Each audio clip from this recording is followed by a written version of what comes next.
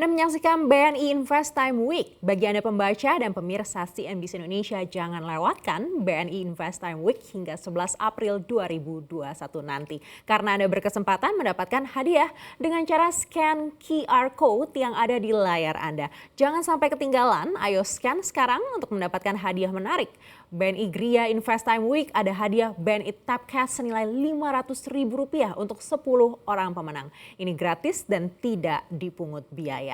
Selain itu, bagi Anda yang ingin mendapatkan informasi lebih terkait produk dari BNI dan keuntungan apa saja yang bisa didapatkan, Anda juga bisa scan QR Code berikut ini. Karena di dalamnya ada banyak sekali produk-produk unggulan. Dan khusus untuk BNI Gria, salah satu kelebihan KPR-nya adalah suku bunga ringan dan tetap mulai dari 4,75% per tahunnya. Dan untuk mengulas soal KPR, kami telah terhubung dengan Vice President Product Consumer BNI, Egos Mahar. Selamat siang, Pak Egos. Selamat siang, Aneka. Baik, Pak Egos, ini terkait dengan kepemilikan rumah ini selalu menarik. Tapi sebenarnya di tengah pandemi seperti ini, mustahilkah untuk melakukan KPR? Ya, baik. Kalau ditanya mustahil ya, sebetulnya sangat tidak mustahil, sangat memungkinkan ya, bahwa memiliki KPR di tengah masa pandemi. Terbukti dari angka penyaluran kredit perbankan juga tidak terlalu terkoreksi dalam. Ya. Artinya baik seluruh stakeholder untuk industri properti, baik itu developer, kemudian perbankan maupun regulator, itu memberikan relaksasi dan stimulus dan itu terbukti berhasil. Ya. Apa saja contoh kita di perbankan memberikan stimulus berupa suku bunga yang rendah, ya program selama masa 3 tahun, 5 tahun, bahkan 10 tahun. Sehingga daya beli masyarakat yang memang banyak terkoreksi di tengah pandemi ini bisa terbantukan dengan angsuran yang lebih ringan. Kemudian pemerintah juga memberikan stimulus berupa tadi sudah disampaikan ada keringanan PPN, kemudian ada uang muka yang dulu diatur untuk fase 1, 2, 3, sekarang untuk semua fasilitas memungkinkan untuk down payment-nya 0%. Kemudian developer juga banyak menciptakan program-program atau inovasi-inovasi ya, menyesuaikan harga rumah, mungkin ukuran tanahnya lebih kecil, tetapi semuanya masih rumah-rumah yang layak. Sehingga dengan berbagai inovasi dan stimulus yang diberikan oleh stakeholder di dalam industri properti ini bisa membantu sehingga masyarakat tetap bisa mengakses KPR dengan mudah. Kita juga ada kerjasama dengan developer-developer tertentu yang prosesnya bisa cepat. Kenapa? Karena memang developer tersebut menjamin seandainya terjadi resiko kredit, maka akan dilakukan salah satunya buyback dan sebagainya. Jadi sangat memungkinkan untuk masyarakat mengakses kredit meskipun di tengah masa pandemi ini. Demikian, Aneka. Baik, Pak Egos, mungkin boleh disampaikan sejauh ini seperti apa sih tren pengajuan KPR di masa pandemi? Ya, memang pembelian properti ini kan sebetulnya pada dasarnya ada dua. Satu untuk ya rumah untuk dihuni. Dan kemudian yang kedua adalah untuk investasi. Kalau untuk investasi memang agak susah karena agak kurang liquid dibanding instrumen investasi-investasi yang ditawarkan. Yang lainnya yang sekarang sudah cukup beragam. Tetapi untuk hunian, tren permintaannya masih cukup baik, terutama di segmen-segmen yang menengah ke bawah.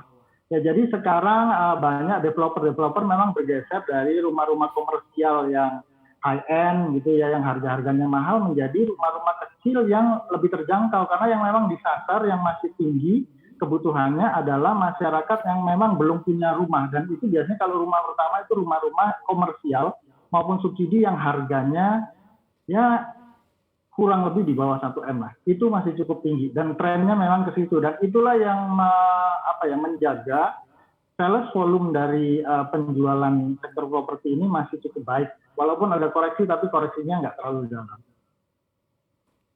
Baik, Lalu untuk para millennials ini mungkin yang mau menjadi nasabah rumah pertama dan seringkali terbentur dengan DP yang berat. Seperti apa sih yang mungkin bisa ditawarkan oleh BNI? Baik, eh, Anaka, jadi begini ya, millennials ini kan kadang-kadang terlena kemudian memang sekarang untuk hunian tinggal di tempat orang tua atau kos dan sebagainya gitu. Selalu ada anggapan bahwa akses kredit itu susah. Padahal tidak, apalagi dalam kondisi sekarang yang memang semua pihak mendorong untuk permintaan ini bisa terjaga dengan baik. DP tidak harus disediakan ya, tetapi kami tetap menyarankan supaya down payment ini bisa dipenuhi. Kenapa? Karena dengan adanya DP maka maksimum kreditnya atau nilai hutangnya, nilai kreditnya akan mengecil dan itu meringankan. Jadi DP ini berat di depan, tetapi berikutnya akan lebih ringan. Tetapi sekarang pemerintah maupun perbankan ini menyediakan, seandainya memang susah untuk menyediakan DP ya yang harus dikumpulkan di awal, maka kita menyediakan DP 0%. Tapi walaupun kenyataannya memang sedikit yang ngambil DP 0%, kebanyakan orang tuh kalau ngambil rumah pasti dia sudah punya uang lah walaupun tidak banyak, dan itu biasanya dibayarkan dalam bentuk down payment. Ya sebetulnya tidak ada alasan DP berat karena sekarang memungkinkan untuk DP 0.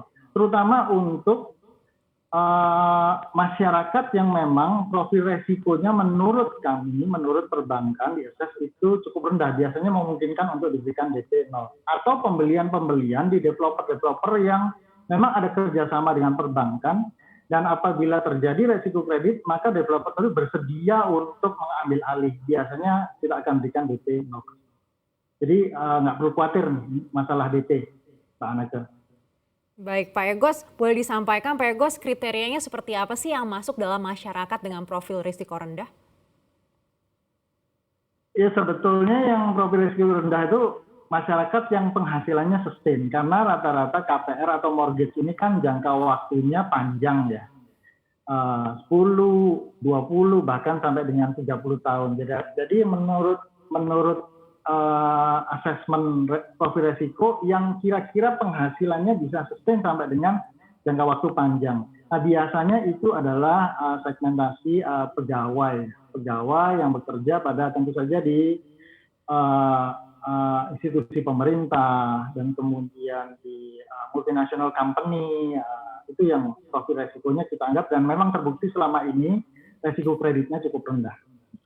Bukan berarti pengusaha tidak ya, tetapi probability default-nya memang lebih tinggi di segmen non formal ya, yang sifatnya menengah ke bawah. Itu biasanya agak tinggi resiko kreditnya, dan itu kita nilai profil resikonya tinggi. Baik. Jadi singkatnya, pegawai di institusi yang cukup besar ya, pemerintah, TNI, Polri dan sebagainya, itu biasanya profil resikonya lebih rendah. Baik, Pak Egos, lalu buat mereka yang mungkin freelancer begitu atau pengusaha yang juga ingin mengajukan KPR, ada tips tertentu tidak sih supaya bisa sukses mendapatkan KPR? Sebetulnya semua bisa, sepanjang tadi penghasilannya terukur, kemudian sustain gitu ya. Walaupun tidak sustain jangka panjang, ya kalau memang di-assess tidak sustain dalam jangka panjang, tipsnya adalah ngambil KPR-nya jangan panjang-panjang tenornya. Ngambil KPR-nya mungkin bisa 10 tahun sampai 15 tahun. Itu mungkin akan lebih mudah untuk diakses. Tapi kalau jangka panjang memang akan dilihat nih sektor-sektornya apakah terdampak, kemudian berapa lama sudah menjalankan usaha. Jadi disesuaikan saja dengan kemampuan, disesuaikan saja dengan kondisi usahanya seperti apa, dan tenornya juga ya jangan terlalu panjang. Biasanya akan lebih mudah approval-nya kalau tenornya pendek. Karena baik, untuk ketidakpastiannya lebih ya. Ada saran nggak sih Pak Egos mungkin untuk pengusaha atau freelancer yang mau mengajukan KPR begitu lebih baik itu menyiapkan DP hingga berapa persen begitu agar kemungkinan untuk diterimanya ini lebih besar? Ya betul. Jadi semakin besar DP-nya, sebetulnya probability untuk diterimanya semakin besar ya. Jadi karena unsur ketidakpastiannya cukup tinggi, maka itu bisa dimitigasi dengan pemberian DP. Biasanya ya 10-15% itu DP sudah cukup baik. Karena memang resiko kredit itu makin lama makin turun ya, sejalan dengan penurunan outstanding kreditnya, tetapi di satu sisi nilai jaminan makin lama properti itu makin naik. Jadi buat bank resikonya semakin baik. Ya, jadi semakin down payment-nya tinggi ya sebetulnya itu harusnya sih bisa lebih diterima. Tipsnya seperti itu. Baik, lalu sejauh ini seperti apa BNI Gria memacu penyaluran KPR? Ya, di tengah masa pandemi ini tentu kita memiliki customer base yang cukup besar ya, anak saya. Kita punya nasabah payroll jutaan ya. Kemudian kita juga punya kerjasama dengan mungkin ribuan developer nasional maupun tingkat regional. Nah, itu yang kita fokuskan, kita optimalkan untuk kita garap. Karena memang namanya kebutuhan perumahan, yang namanya perumahan ini kan kebutuhan pokok. Backlog perumahan masih angkanya jutaan, jadi kita menggarap memang potensi-potensi untuk masyarakat yang belum punya rumah, artinya rumah pertama. Dan itu cukup tinggi, dan itu kita garap dan terbukti bahwa kita bisa mempertahankan penyaluran kredit kita di masa pandemi di angka yang relatif sama dan bahkan cenderung naik. Jadi customer base kita sangat menentukan di situ dan kerjasama dengan pihak